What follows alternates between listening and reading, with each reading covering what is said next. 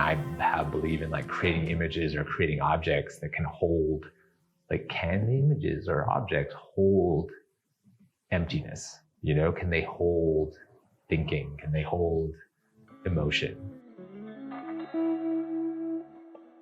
It's like a neighbor of magical thinking, but it's like if you believe that images can be transcendent, then there's also that sense sort of in objects, or that objects can carry some sort of value beyond their use, or, you know, and there's also like, I think there's like, you can bring things to images or imprint objects with meaning.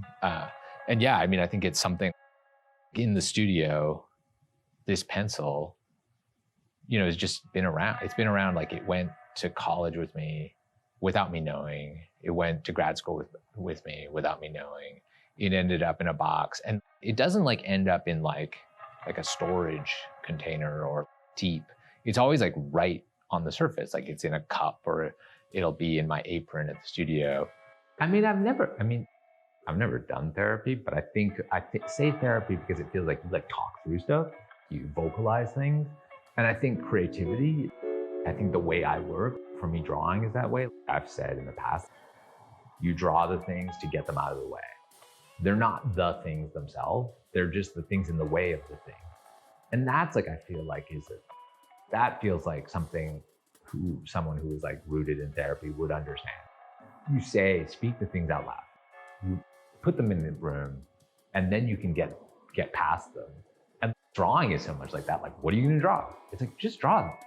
Just draw whatever, like the worst thing, and be thankful for that, because now you're done with it and you can draw the next thing.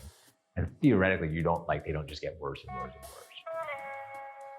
Yeah, it's like I've built this language, and it's like and sort of the trick is like, well, can it apply?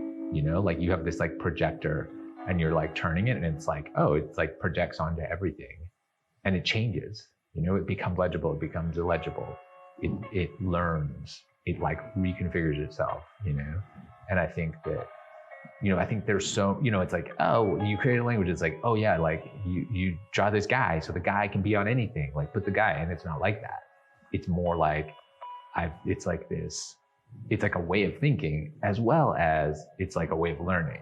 And it's like a way of, like, because it's like I say, like it's like a way of like self-understanding. So like there is this thing, like it is always sort of changing, and then it's capable of being sort of expansive.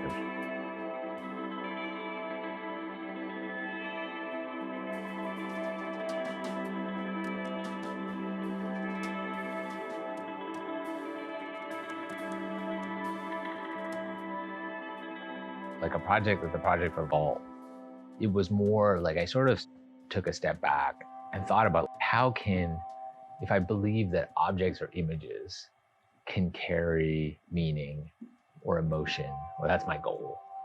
It's sort of thinking of what about like the actual material of making these objects?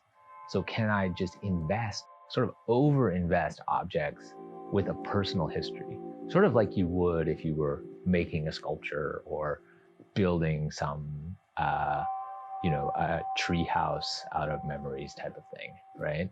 So none of it is meant to be legible. I talk about legibility and using of language.